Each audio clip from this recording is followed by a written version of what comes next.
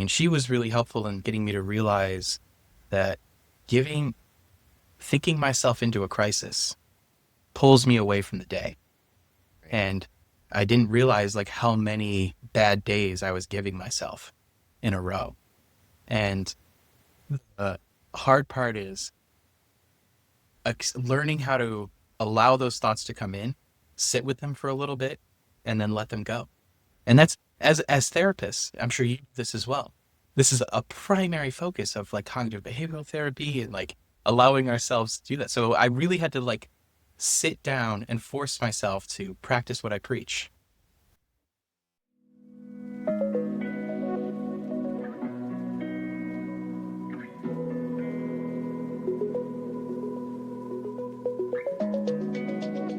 You're listening to Inside Out, a podcast about living well with low vision. Maybe you're feeling confused, scared, isolated, or disheartened about a recent vision loss diagnosis. Or maybe you've been managing your vision loss for a while, and now you want to hear from others about how to continue growing and thriving. Inside Out is your supportive space to find healthy and impactful tools to build and maintain a truly rich and gratifying life with low or no vision. I'm Matthew Reeves. I'm a legally blind psychotherapist and rehabilitation counselor. I specialize in helping people adjust to disability through my practice, Integral Mental Health Services in Atlanta, Georgia. I'm really glad you're listening. Please subscribe so you don't miss an episode, and let others in the low vision community know about the podcast so the word can spread to those who might find it helpful. And now, on with today's discussion. In today's episode, I'm joined by Jon Weaver, a licensed clinical social worker based in New York, who's managing his own journey with retinitis pigmentosa. Jon brings a unique dual perspective to our conversation, blending his professional expertise in mental health with the lived experience of progressive vision loss. We explore his path from a surprising diagnosis to managing the mental load of disability while maintaining a fulfilling career. Join us as we discuss the intersection of clinical tools and the raw human reality of adapting to a changing visual world. Jon, I appreciate you joining me for Insight Out today. You are a licensed clinical social worker working out of New York and living with retinitis pigmentosa. So I always find it interesting to talk to other people who are in the mental health field because I think we have an unusual, sometimes maybe unique perspective on the vision loss journey. So I'm happy to talk to you today. Can you give our audience a bit of a backstory on your vision loss journey? Well, first, I just want to say I'm very happy to be here. It's the first podcast I've ever done and first time ever doing something like this. I'm really glad for the opportunity. Um, so when I was a kid, I always had like this perception that like I could potentially have something going on with my vision. I've got a long family history of visual impairments. My grandfather, he has Stargardt's disease. He had macular degeneration, but I do believe he has Stargardt's disease primarily. And when I first started to kind of put together what blindness actually was and like, what the spectrum of blindness was when I was around like 8 or 9 years old. Mm. My grandfather was really, really good at pretending that he could see, even though, but when I was like 8 or 9, that's when I kind of learned that like, wait a minute, he can't really see the things that I would say to him.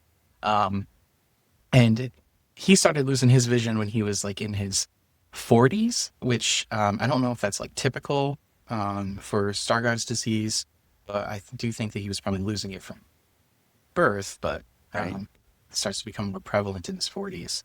And then my father ended up having the same situation happen to him.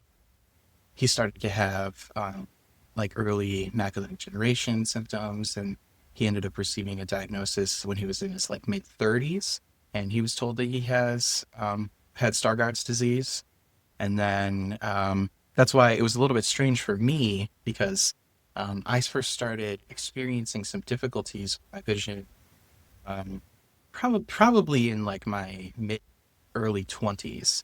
I'm 33 now, but I first started to like really, really recognize that there was some sort of issue happening in about 2018 when I started grad school.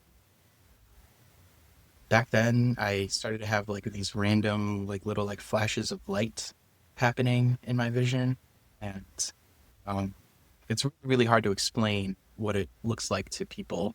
Yes. And I think that's something I run into a lot with when I talk to anybody about like the spectrum of blindness and the difficulties we have, because like I can still see, but people don't have. There's this assumption that like because my nephew has done this sometimes to me, where we would talk about it and he'd like hold up his fingers and be like, how many do you see?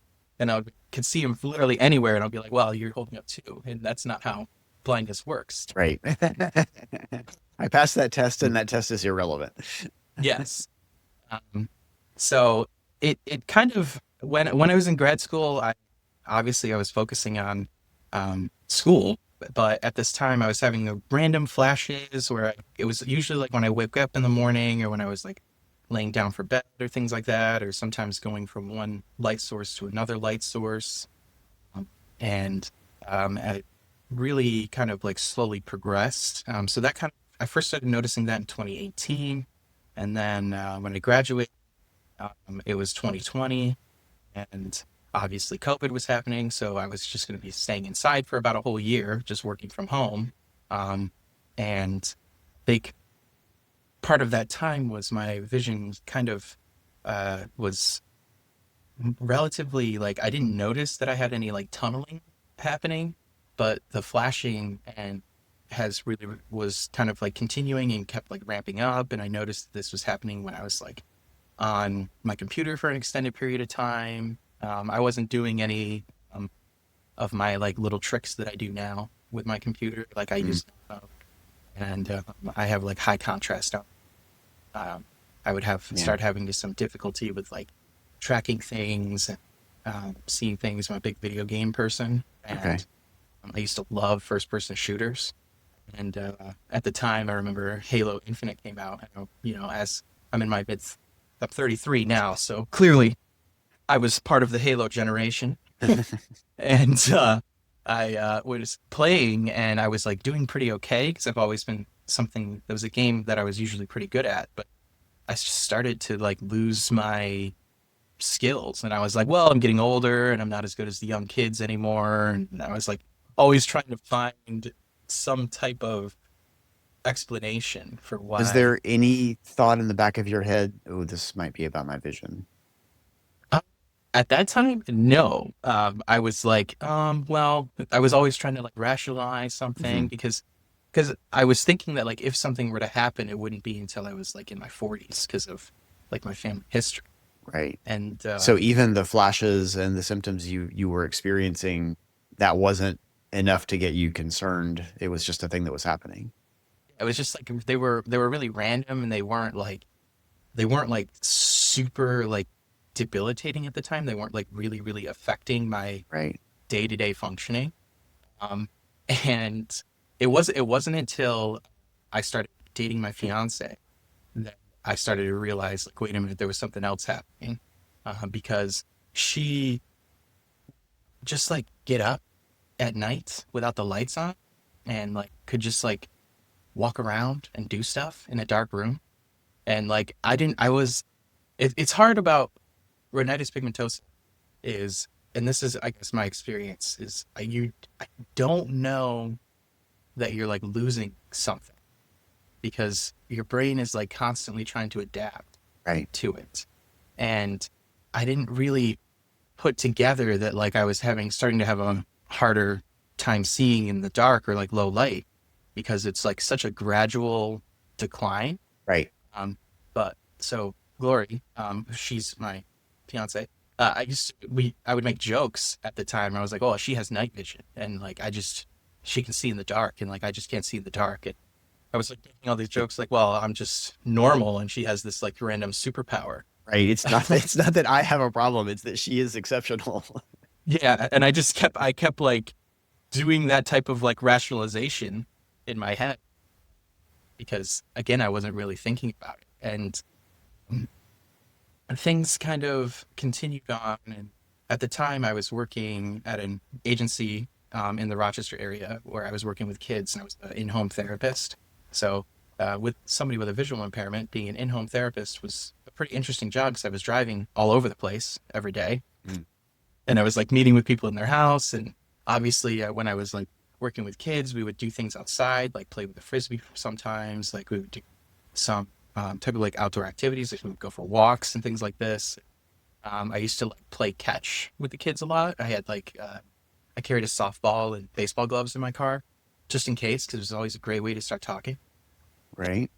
But I started, I think this was in 2021, like halfway through 2021, I started to develop this like severe flinching response whenever like something was like thrown at me or something like the ball. Mm. And I started to realize that like I had a harder time like playing catch. Like I would like just miss the ball, or like there were times where like the kids would just throw the ball and it would just like hit me in the chest. And I was, there's might be something happening. Right. And I usually was getting new glasses every 2 years um, at this time. So I went in and I just so happened to go into Vision Works to get a new pair of glasses. And they took a look at my eyes. They did like a scan. And I obviously, every time I did this, I told them that I have like a family history of like visual impairments. And like I also have like on my grandmother's side, there was like glaucoma as well. So I always wrote that down on like the form that they give you. Right. And it was, I think it was June 2021 when I went to Vision Works, and the doctor who like took a look in my eyes was like, well, there's something happening here. Because he saw some like discoloration on the back of my retina. And he was like, don't worry about it. I just want you to be checked out by somebody else and we'll see what happens. And then I was like linked with, they set up an appointment with me with a retina specialist. And that was a very strange experience. My first time going there, because I was like young and everybody else there was like elderly with walkers and Right. all of this stuff. So it felt like a really weird, surreal thing. Uh, At this point, is in your mind, are you starting to go, okay, this might have to do with family history. This might be my grandfather, my father. Like, are you oh, starting to get concerned at this point? oh yeah. I think I went through a little bit of a mini life crisis there Okay. at the time because I was like, wait a minute, okay, something could be happening, and you know, I have a history. So at the time, I was like, well, if I'm losing my vision, I used to ride motorcycles when I was younger. So I was like, if I'm losing my vision now, I need to get a motorcycle so I can ride a motorcycle for a while. That was like a big moment for me because I was like, well, I got to do it while I can. So I did end up purchasing a motorcycle, which I was able to have for not too long, about 2 years. We'll get there Yeah. later. Yeah. Okay.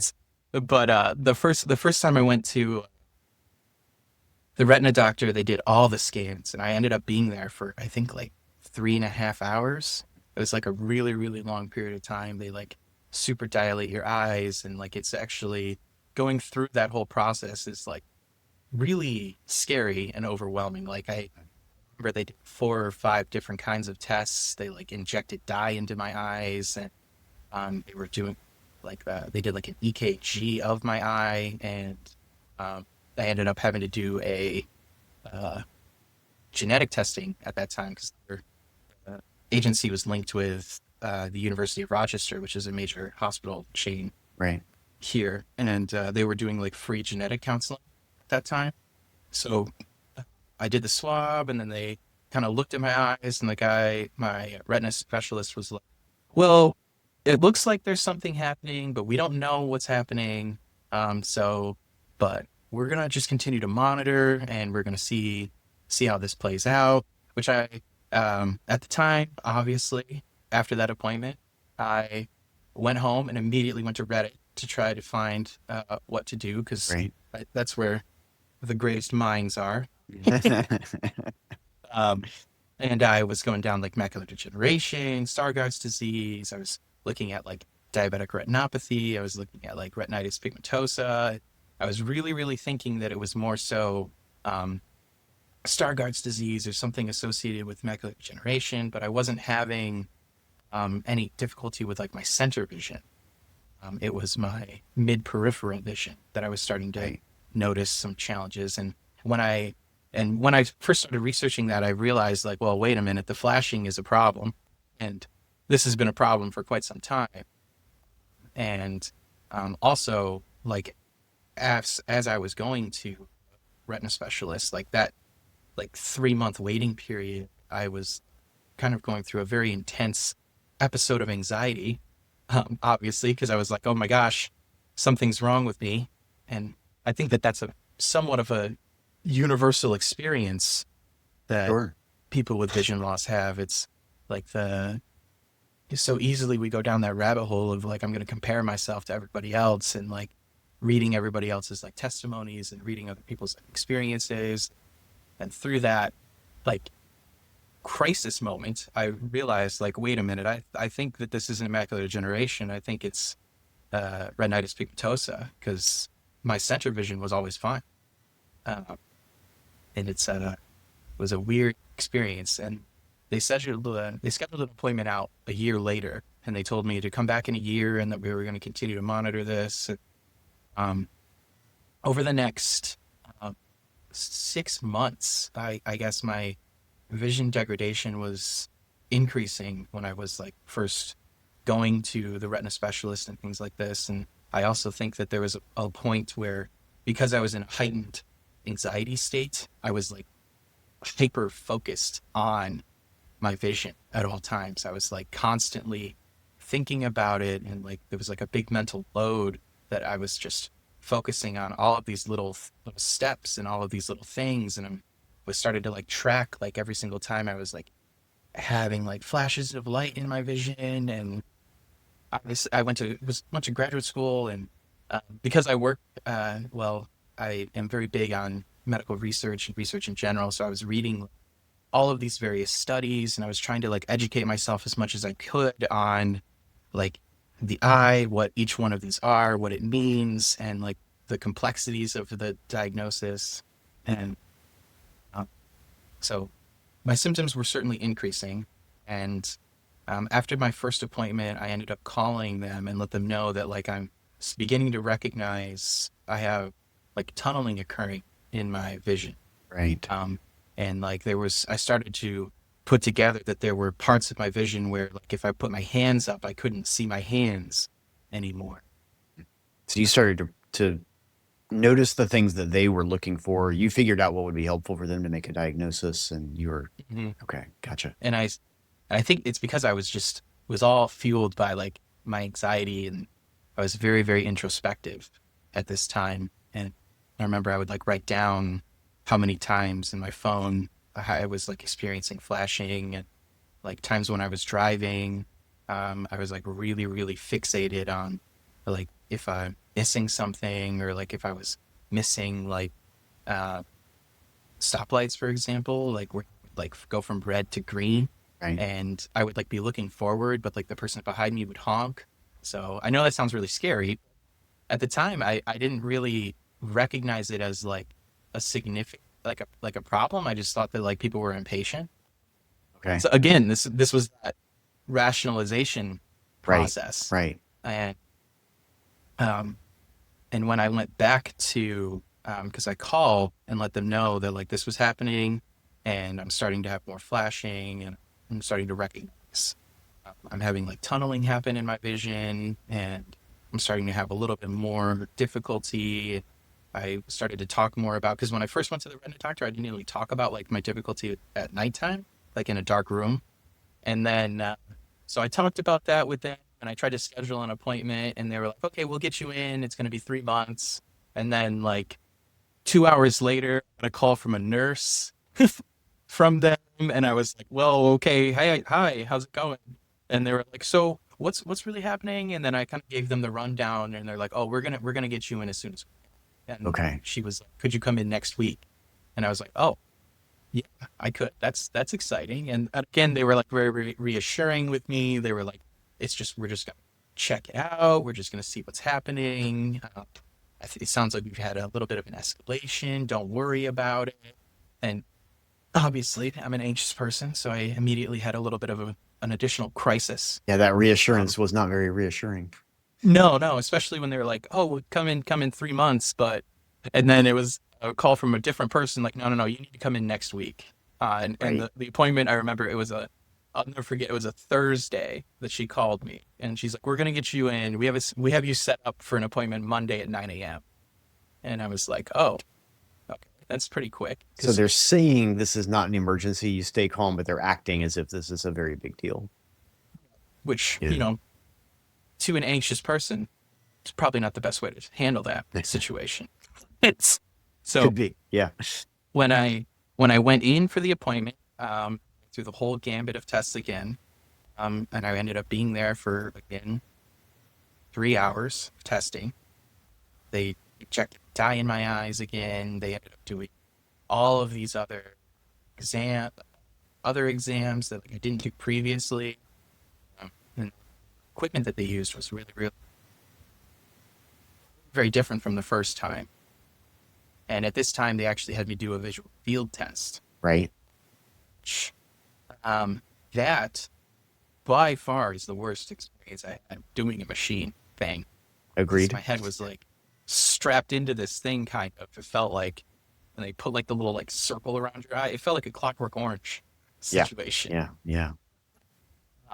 And the lady who because I came with Gloria, and the lady who did it, she was like, "How'd you get here?" At the end of my, and I thought that was a strange question to hear from somebody, and I said that I came with my girlfriend at the time. Oh, okay, and we'll let the doctor see after. So, and then I went back to the waiting room, and I told Gloria how it went, and I was like, I don't think that went well. Shortly after that, the retina doctor, he came in, he took me back, and he like went over some pictures, eyes.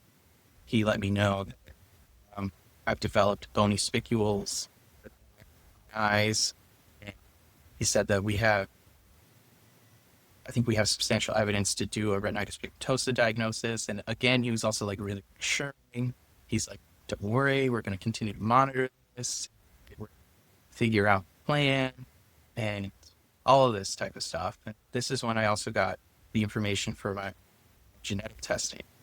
And I do want to say, I find it very interesting in the visually impaired community. Like we know our genes, Right. Yeah. we like, oh, and finding other people that have like our same genes. It's very interesting process, Like, because hi, I don't I'm think ABCA4. What's your and name? it's a really, really, it's a nice and reassuring experience, I have to say.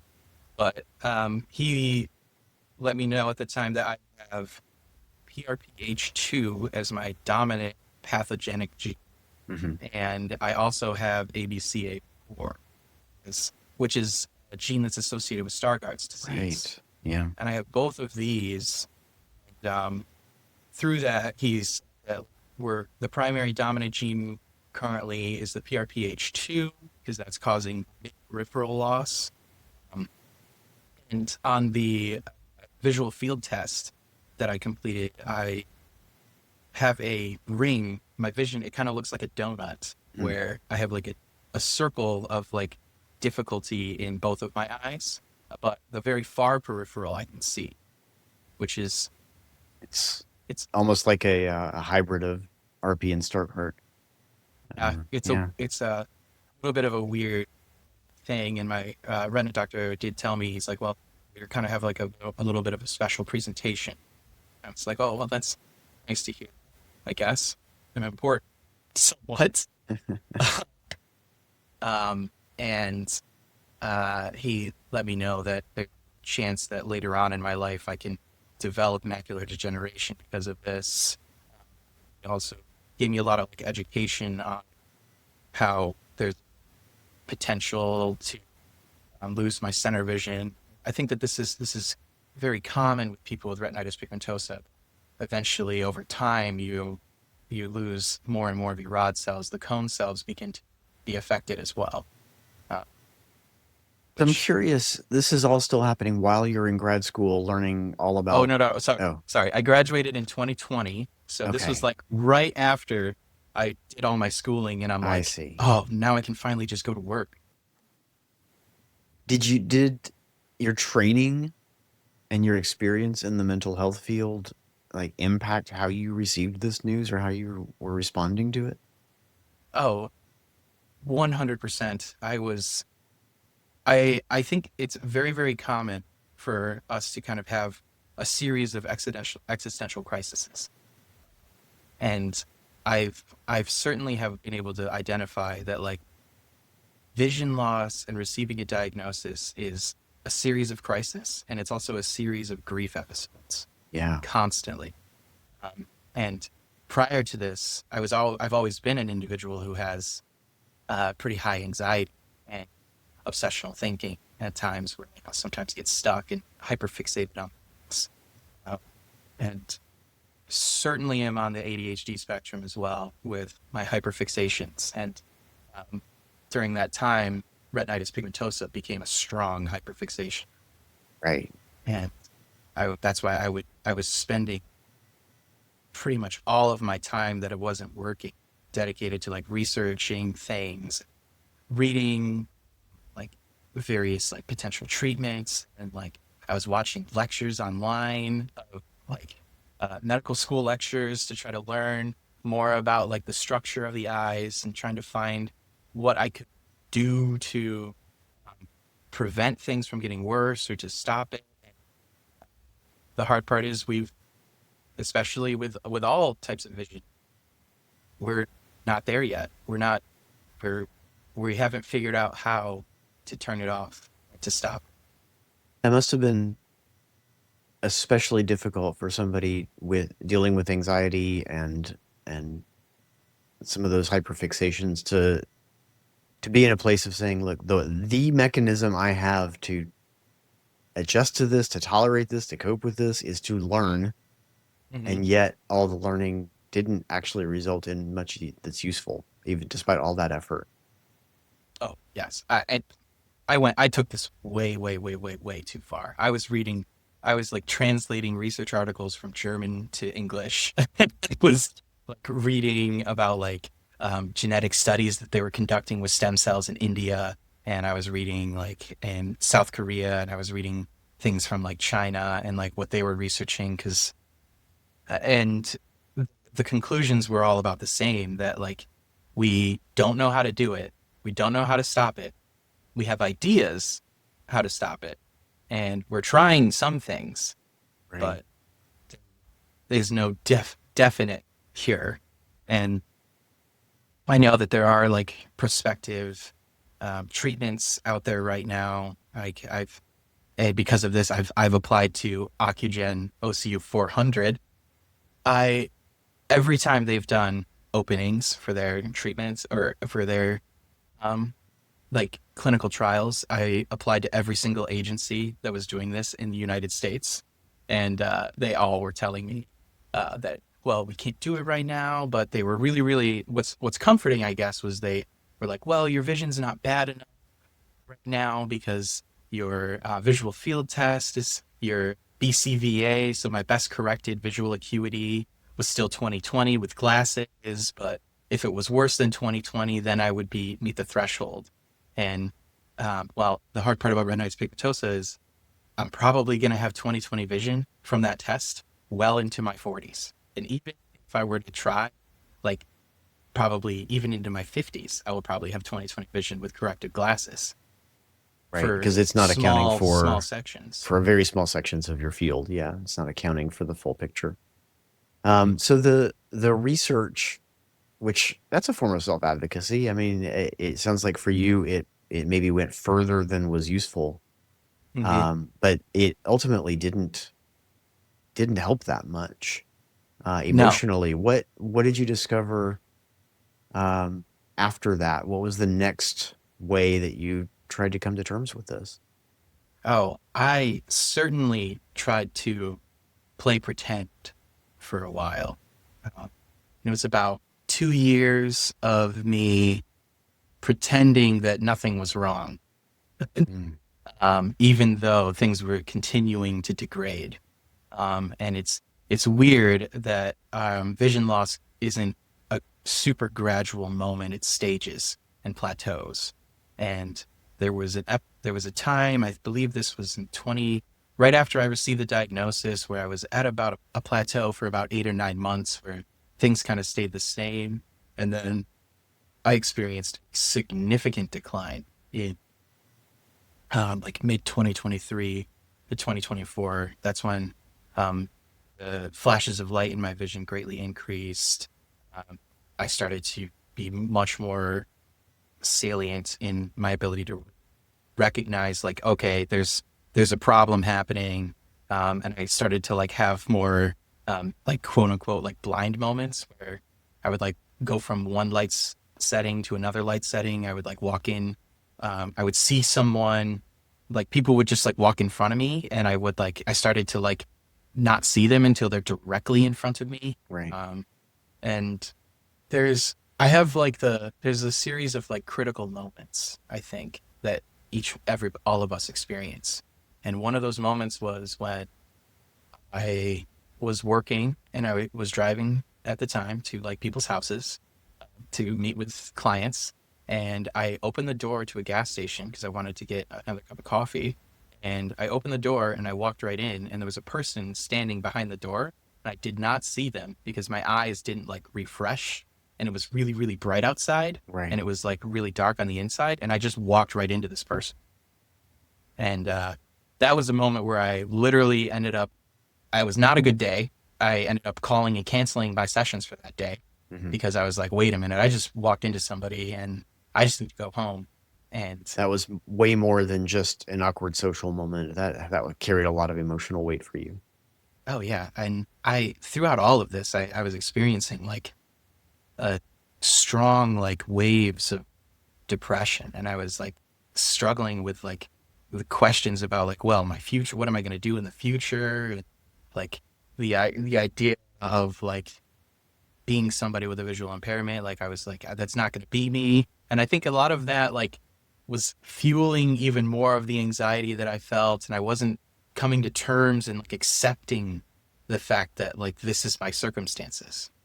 Uh, and I think that's from what I found talking to other people with RP, it's a similar experience that, because then the presentation that I have, like the typical presentation doesn't start until you're in your like late 20s and late 20s, early 30s. And it's like we have like this set plan. Like I finished school and I can go to work now and I can like move forward with like my other Right. goals. And then I got this thing thrown at me where I was like, well, you're not going to be able to see as good as you used to. And I believe it's a very, very natural experience to have that Did wave of that ever, depression come in. your experience is different than mine. I think that's really, you're highlighting something that I think is interesting, that, there's pros and cons of being diagnosed early versus being diagnosed at different points in life later or whatever, whenever. For you, it was after you had done your training, after you had invested in your career, after like getting a master's degree to do this job, and then you got thrown the curveball. For me, I knew from a very young age what was available to me and what maybe wasn't available to me, and I was fortunately shepherded through that process by my parents. Um, but when you did get this diagnosis and you bumped into the man at the gas station and it was getting real, when it was really getting real for you, was there anticipatory loss? In other words, well, that's a technical term, but was No, I was there a understand. sense of, oh wow, these things that I've invested in, that I've really applied myself towards, and the dreams I've got and where I want to go, did that feel like it was at risk? Oh, 100%. There were days where I was like, I can't be a therapist because I'm a blind person. And I'm like, Mhm. looking back on that now, I'm like, Johnny, what do you think? Like, this is like a best case scenario situation. You can go to work and like use a computer, But like, I think that the anxiety and the fear drives irrational thinking. Yes. And we, we just, and this is a universal aspect of humanity. Like we can think ourselves into an existential crisis.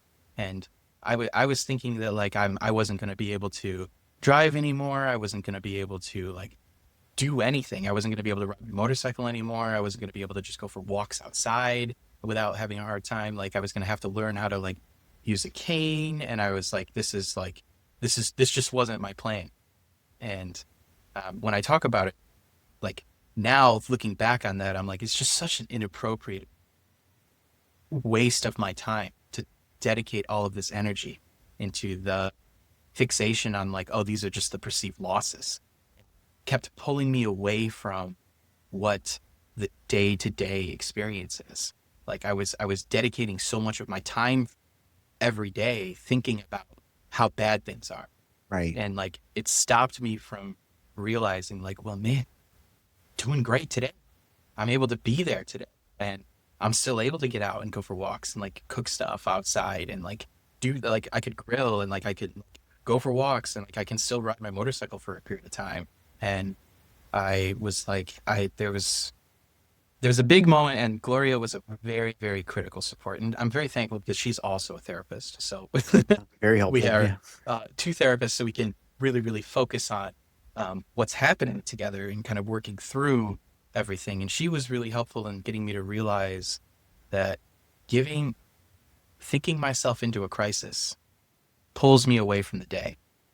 And I didn't realize like how many bad days I was giving myself in a row. And the hard part is learning how to allow those thoughts to come in, sit with them for a little bit, and then let them go. And that's as therapists, I'm sure you do this as well. This is a primary focus of like cognitive behavioral therapy and like allowing ourselves to do that. So I really had to like sit down and force myself to practice what I preach, Yeah. which And because otherwise, fear of not being able to enjoy a safe walk someday in the future robs you of the safe walk today that you can't do, that you do have access to. And yet those thoughts also serve a purpose. They're protective. They're getting us to brace ourselves for something to come. Um, the thoughts themselves are not bad. They're not villainous in our story, Mhm. but they also don't need to be in charge. Yeah. And that's it's a I because I love video games, so I tend to think of things in terms of games where and I do this in my therapy practice where I'm like, well, I'm just playing a game with myself.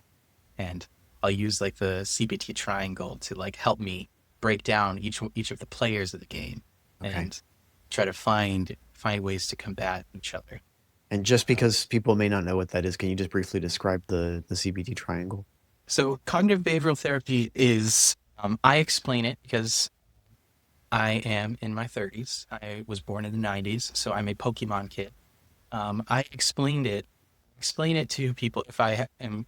This is for the fellow video gamers out there. Cognitive behavioral therapy is the interaction between our thinking, feelings, and our behaviors. And I draw the triangle and I use it as EV training for Pokemon. Where we can have a spike in thinking, which can lead to difficulty with our feelings. Like if we're thinking negative thoughts constantly, our feelings can become we can feel very low and very depressed, which can cause us to like lose our motivation. That's a behavioral response. And big driving factor is being able to slow down and recognize how each one of those players are interacting. And the primary focus of like all coping skills, realistically, when you look at like the foundational function of a coping skill, like deep breathing or like using any type of like cognitive tool, it's our ability to recognize how we're thinking, how we're feeling, and what we're doing. And understanding that we have the power to control how we're thinking, how we're feeling, and what we're doing, and we can move the players on the chessboard. And I think it's given me this whole process has given me as a therapist so much like professional development because I've had to force myself to identifying like when I'm anxious, what does my anxiety cause me to do? And like, where am I on the spectrum of anxiety to depression? And how are both of these interacting together? And how can I focus on transitioning my thinking to something more positive, like doing a gratitude practice to make myself feel a little bit better, to pull myself away from the negative thinking, and then to give me more energy to go get up and do something. And How is that? How did? I know that's a pretty somewhat in depth explanation of something. But it's the tool that's working for you. And I think for a lot of people that tool is effective. And how do you help others? Like, what tools do you give your clients or other people with they are going through any challenge, really? But and we're here to talk about vision loss. What tools do you find are effective for helping people who are having that crisis moment or who are on, somewhere on that spectrum with depression and anxiety? So I try my best to really tailor the tools to the specific situations. Um, and I do provide people with like index cards in my physical therapy. Well, physical, like when I'm meeting with a client, for Right. example, but I do telehealth in my private practice. But I really focus on like tailoring each one of the coping strategies. So like I have do like a really big overview of like cognitive behavioral therapy. I draw the triangle and I draw a little person on the inside, and I draw like there's like percentages for each one. So thinking, feelings, and behaviors. And then I'll write on it like where are you at underneath that, to try to help people use this as a reminder to think like where am I at? What am I thinking? What am I feeling? And what am I doing right now? And is this a pattern that's been repeating over and over and over again? Um, I am really big on grounding techniques, and my big thing grounding techniques is sometimes just thinking about what are your toes, your shoes, and like Right. wiggle your toes, because it literally forces your brain to stop the rumination cycle. Prioritize something outside of yourself. Like what are you feeling in the outside? And so I do like the 5 4 3 2 1 grounding exercise with people very, very frequently. Um, I really, really focus on helping people to be more introspective. That's my primary focus. And I think vision loss is something that causes people to become very introspective to begin with, because there is no break from, there is no time where it goes away. Right. It's something that you have to sit with and constantly adapt to. Yeah. And it also, in different ways for different people, it takes, by definition, it's taking away our ability to perceive things on the outside. And that leaves us with perceiving things on the inside. So yeah, I think you're right that vision loss does tend to promote introspection, which is probably a valuable, that's something we can turn into something positive. We can turn that into an asset. Um, eh, But at the same time, human beings, it's like we're designed to tell ourselves the worst story possible. Um, it protects and us. I Yeah. It does, but a big part of like my therapy practice with all individuals, not so much like visually impaired people, is like treat yourself the way that you treat other people. Yes. Take the golden rule on a different aspect, like because we will think things to ourselves that we will never for a second consider saying to somebody else. Right. And we not only do we think those negative things, we believe those negative things Right. automatically. Yeah. And I'm very thankful that Gloria has been helpful, severely helpful in me kind of recognizing and understanding like this pattern that I was stuck in, and it gives me a better understanding of like where people are in their like mental health journey and like where in their process of healing. Yeah. Yeah. I'm grateful you have that support as well. And I wish that for everybody. If people don't have that support, seek it out. Right. That Yes. would be my advice from afar, is to seek out that support. If there's one behavior that you can activate, that would be a good one, a good selection, to find supportive systems, because that's so crucial. We've talked a lot about that cognitive behavioral therapy approach to kind of reframing thoughts, feelings, and behaviors. One thing that I'd love to hear perspective on is how you help people through the entirely natural, human, and normal experience of grief. Because you talked about how vision loss is a series of grieving episodes. Um, talk more about that? So grief, for my perception of it and like the way in which I kind of discuss it with people, is something that it's a series of adaptations and acceptance phases. And it's something that it never really, really goes away. Our ability to manage and respond to the symptoms of grief become easy over time. And if you really, really look at it from like a fundamental perspective, grief is an example of exposure therapy happening on a daily basis. We Can you um, unpack that? so grief, when we have like an example of like we start to feel very, very negative about something, or like if we're thinking about like, oh, the loss of someone or like the loss of something, our body has to naturally go through those emotions. And every time that we have those like flare ups, or every time we have one of those episodes, our body has to work through that on its individual basis. And I think conceptualizing it in this way can be very beneficial, because it helps me specifically with like the loss of like my vision to accept and adapt every day, that like every day that I feel that it's a little bit different. But because I've went through it the first time, I can use those skills to better go through it the next time. Um, I do think like I know that this it sounds a little trite, but my the biggest, hardest moment for me with my vision loss was accepting that I can't drive my motorcycle anymore. And let me tell you, I pushed that really far. There was times where I like really should not have been riding my motorcycle at the end. But I was like, oh, I just gotta hold on to it. And like the because of where I live, like um the sky is usually very, very gray here, which some people don't really like. But honestly, with retinitis pigmentosa, this is the greatest gift I've ever received. Gray Right. sky, oh my god, I can see so good. Yeah, And overcast is easier for me too. the bright, bright blue, everybody's like, oh yeah, it's great, it's fantastic. No, no, no, no, no, no. I can't see anything on a bright blue. It's horrible. But um, I guess accepting that I can no longer do it just devastated, because I loved riding my motorcycle. And another thing too that was really hard, like I used to play League of Legends with a lot of my friends, and I just I couldn't do it anymore because I can't track all of the things on the screen as much as I used to. And both of these episodes are very, very similar because I had to go through a severe grieving process.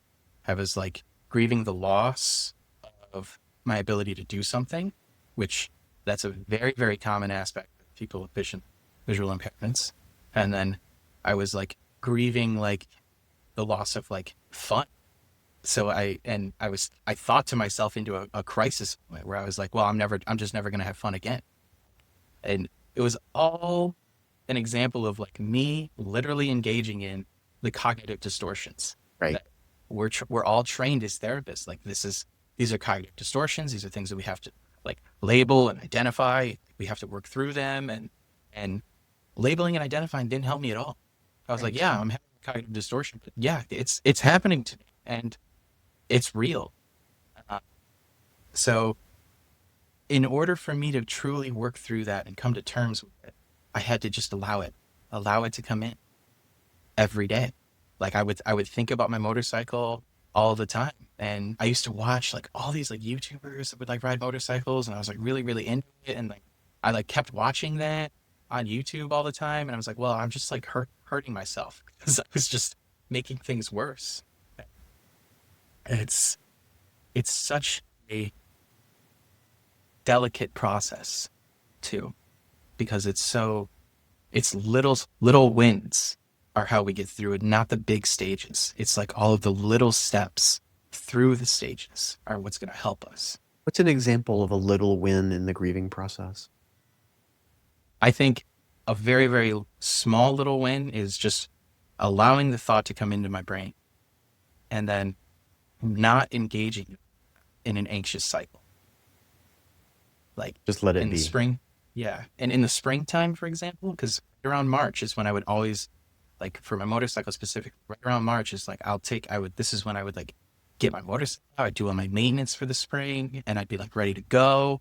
And it's like, these are the things that I think about. And then because of YouTube algorithm, it knows to like give me motorcycle content on YouTube, which triggers me more. So and it's allowing me and myself to see that and to feel that experience and not give it the negative energy. Think of and trying to shift my thinking more so to like, that was a good time. That, before and Yeah. trying to Celebrating the help. value of the thing that Yes. that even if you've lost it, you had it, and it was valuable Hmm. to you, and remembering the joy that it brought, Yeah. while not being afraid of acknowledging and even embracing the pain that comes with the loss, and Definitely. that pain is like, I love how you put that allowing the difficult, painful loss feeling to arrive without it triggering an anxiety cycle, because anxiety is fear, anxiety is protection, anxiety is a protective experience, but the thought is not dangerous. Our No. body just doesn't know it. Yeah. So we treat our own thoughts as if they're dangerous, and now we have a battle going on inside of our head, which takes a huge amount of energy and doesn't really get us anywhere. Yeah. And I think a huge part of visual impairments that I've learned is like the overall mental load. It's Yeah. all day long. It's like everything was hard, especially when you first start, because it's like I'm spending all of this mental energy thinking about things that I can't control, or like going over and over and over in the same type of patterns of thinking. And I would come home at the end of the day after like meet a full day of work, and I would be like, I am just totally 100% spent. Like I'm just completely exhausted. That exhaustion was just thinking about myself. And I'm supposed to like prioritize in a work setting. Like I'm there for the people around, but I'm question myself in session. Like, oh, well, how long am I going to be able to do this? And like, those are another example of the distorted thinking process. Yeah. Um, Um, it's, we're we're starting to come up on time. I want to ask you, you've shared so much about your personal journey today. And I'm grateful for that. And I know you've kind of recently started your private practice in New York, and mhm, so you're seeing clients in New York over telehealth. So we'll have contact information in the show notes. But are nice. there any um, are there any thoughts or things you'd like to share as we wrap up that we maybe haven't touched on, that you think Uh, might be helpful for people listening? well, I think the biggest thing is being open to trying something new. Um, I think video games have always been my primary, like, this is how I relax, okay? And I went through stages of grief for, like, I can't play shooter games anymore, but that doesn't mean I can't play video games anymore. I've had this, like, major resurgence of, like, trying new things. And I've played, like, Expedition 33. My friend Anthony was like, you should try this. And I did, and it was absolutely fantastic. And it was something that I would never usually play. Or another one was like Baldur's Gate 3. Like these are new games that I would never even consider previously. And I ended up having like some of the greatest experiences I've ever had. And uh, it's the my big takeaway is don't let your visual impairment stop you from enjoying the things that you like. And we can always constantly try something, and there's always something new to do.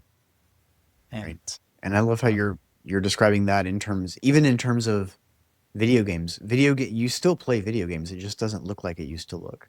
yeah, every Um, day and have to. and we can still travel. It just may not look the way it used to look. We can still garden. It just may not look, or Mhm. cook, or like whatever we love. I think the chances are really, really high, especially if we ask for help. We can continue to do the thing we love, even if it doesn't look the same Yeah. as it used to. But you're right. There's that kind of initial phase where it feels like, well, if I can't do this in the way I've always done it, then I can't do it at all.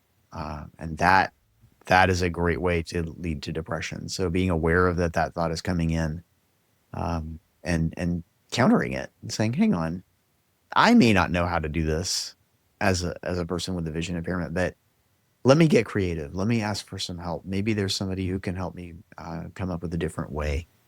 Yeah, And that's really valuable. Um, definitely.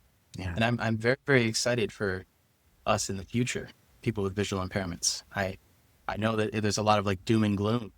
I'm extremely excited about like augmented reality glasses and like maximizing our available vision.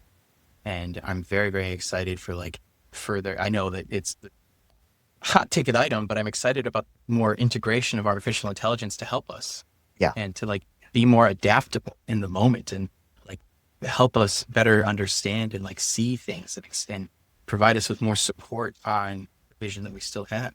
Yeah. New tools are here Yes. and they are new and they're not perfect. But they're going to get better and we're not good yet at using them. These are some big changes coming to our society and it's impacting those of us with vision impairment in very specific ways. But these are brand new technologies. And like every technology is built on the ones before it, but they're new. And of course we're not good at it. How could we be? Yeah, But we'll figure it out. definitely. Hopefully safely. So, well, I'm really grateful for your time today, John. Thank you for sharing that. And if people want to get in touch with you, your contact information will be in the show notes. And thank you for the work you're doing, and thank you for sharing your personal story with us. Oh, thank you so much. And if you ever want me to come back, I'll be here. Don't worry. Okay, great, great. Let me take you up on that. All right. Thanks. My conversation with John really highlights how vision loss is not a single event, but a series of mini crises and grieving episodes that require constant adaptation. I was particularly moved by his transparency regarding the rationalization we often use to hide our struggles from ourselves. His use of the CBT triangle as a game to move players on a chessboard is an effective, accessible way to reclaim agency when things feel out of control. John reminds us that while our hobbies or work might not look the way they used to, they are still within our reach if we're willing to try something new. It's a powerful testament to the idea that we can still have a rich life, even if the plan has changed. Thanks for joining us for this episode of Insight Out. You're the reason this podcast exists, and we'd love to hear from you. You can leave us a voice message at speakpipe.com/insideoutpod. That's speakpipe.com/insightoutpod. INSIGHTOUTPOD. There, you can share your thoughts about today's conversation, suggest a topic for a future episode, or tell us about your experience living with vision loss. Again, that's speakpipe.com/insightoutpod. Insight Out is produced by Integral Mental Health Services, my private practice that offers psychotherapy for adults in Georgia and disability adjustment and chronic illness counseling nationwide. Visit us at integralmhs.com. And you can visit insightoutpod.com to catch up on all the episodes and to find links for subscribing in all the major podcast apps. A video version of this podcast is available on YouTube. Search for the channel using the handle @InsideOutPod. You can also find us on social media using that same handle. I hope you'll join us for the next episode of Insight Out. Subscribe now in your favorite podcast app to stay connected. Thanks again for listening.